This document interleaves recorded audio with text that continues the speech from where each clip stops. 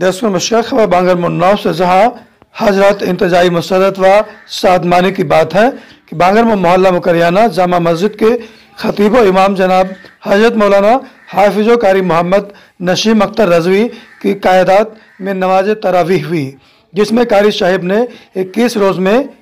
قرآن مکمل فرمایا اور تمام مصلیان مسجد نے خلوص و لگن کے ساتھ قرآن پاک کو سماعت کیا۔ ماشاء اللہ قاری صاحب کی عمدہ قرات اور سحر انگیز آواز میں جملہ مصلیان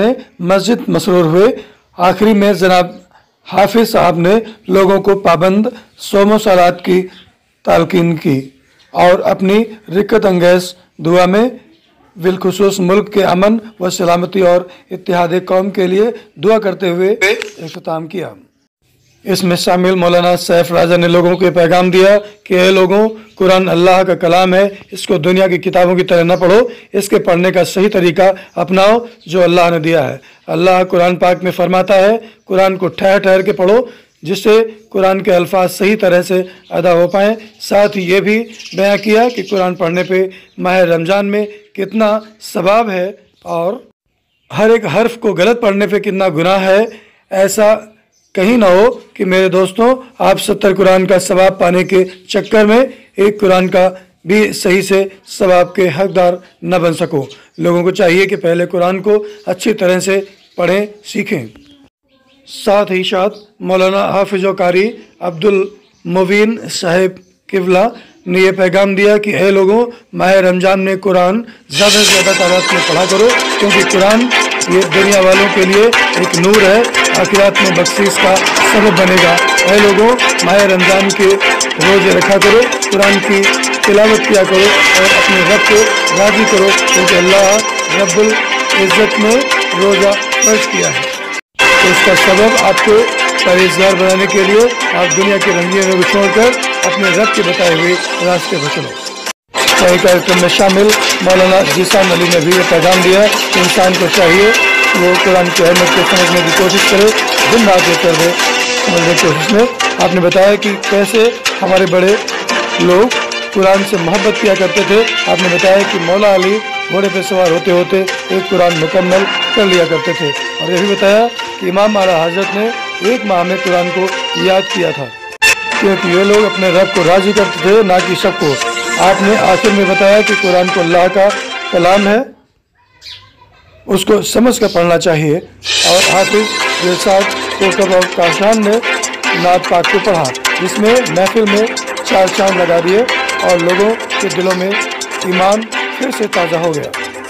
اس پاک اور نوری محفل میں شامل ہونے والوں میں مولانا فیض راجہ، مولانا ذیشان، قاری عبد المبین صاحب، قاری دلشاد صاحب، حافظ قاری سرتاج، مولانا رضوان، کرانچی جوان مہدی حسن، متولی خالد اور مسجد کمیٹی جناب عابد خان، طاہر خان، محمد ندیم، حاجی شکیل،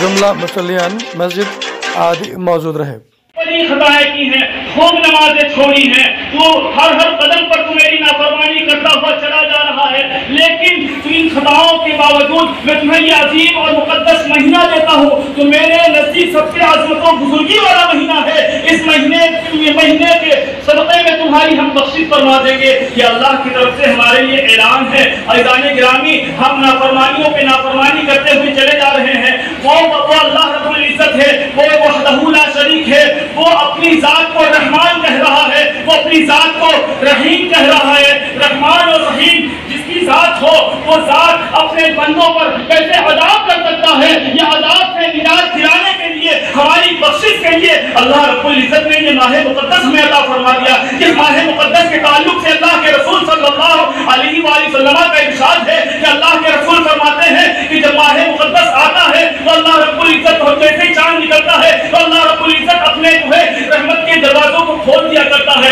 جنت کے دروازوں کو کھول دیا کرتا ہے، آسمانوں کے دروازوں کو کھول دیا کرتا ہے، جہنم کے دروازوں کو بند کر دیا کرتا ہے، اور اللہ رب العزت جو ہے وہ ایک ندا دینے والا ہے، ایک ندا دیتا ہے کہ ہے کوئی بندہ جو اپنے گناہوں سے معافی چاہتا ہے کوئی بندہ جو اپنی خطاؤں سے معافی چاہتا ہے کوئی بندہ جو میری بارگاہ میں آ جائے اپنی بخشش چاہتا ہو، ہے کوئی بندہ جو خیر کا طالب ہو، ہے کوئی بندہ جو بھلائی چاہتا ہے۔ یہ ندا دینے والا چاند نکلنے کے بعد سے صبح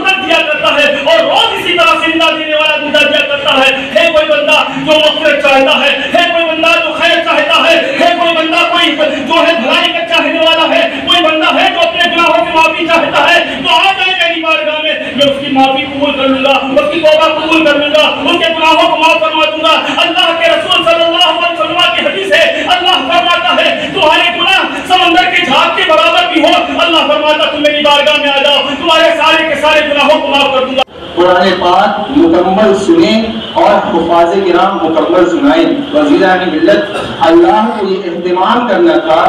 کہ قرآن جیسی کتاب لوگوں کے سامنے سے اوجھل نہ ہو، اور یہ نظام ہر سال لوگوں کی نظروں کے سامنے سے گزر جائے، تاکہ اس کی خوبیاں، اس کی برکتیں، اس میں بتائی ہوئی اچھی باتیں، اس کا نظام، اس کا قانون ہر کوئی جان لے، ہر کوئی سمجھ لے اور اس کے مطابق اپنی زندگی گزار لے۔ صرف یہ مقصد ہے اس کتاب کو ہر سال پڑھنے کا، ہر سال پڑھانے کا، ہر سال سنانے کا۔ اس کتاب کی وہ عظمت ہے، اس کتاب کی وہ شان ہے کہ اس کتاب کا ایسا معجزہ ہوا ہے کہ ہمارے بزرگوں نے اور بالخصوص صحابہ اکرام نے کبھی اس کتاب کو اپنے سے دور نہیں کیا، اور ان کی زندگی بالکل ایسے ہوتی تھی کہ بہت ممکن تھا کہ لوگ یعنی قرآن کے جتنے بھی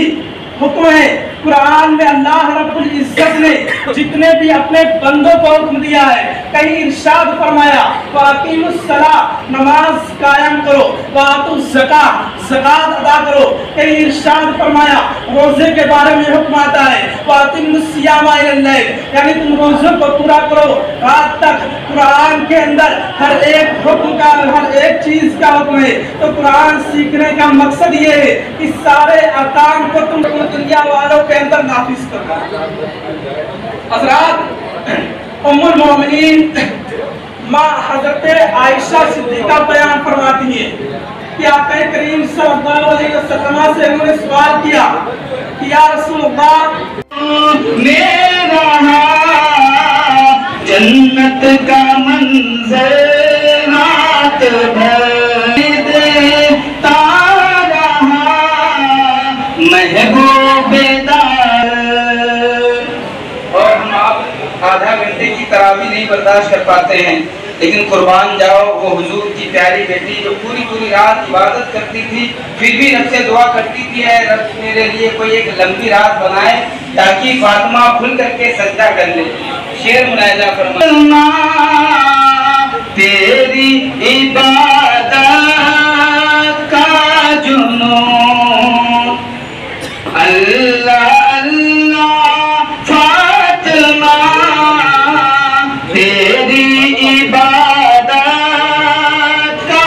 جنون اللہ اللہ فاطمہ ہے۔ للہ کا کرم کیجیے، مشکل کی گھڑی ہے، پھر سے کوئی سفیر، پھر سے کوئی سفیر مدینے سے اٹھے گا، اسلام رہے گا، اسلام رہے گا، اسلام رہے گا، میرا اسلام رہے گا، اسلام کی خاطر اے مالک و مولا، تیرے فرمان کی خاطر ہر دور میں لڑ جائیں گے، ایمان کی خاطر ہر دور میں لڑ جائیں گے، ایمان کی خاطر پیچھے نہ ہٹیں گے کبھی، قرآن کے خاطر پیچھے نہ ہٹیں گے کبھی، قرآن کے خاطر ہر دور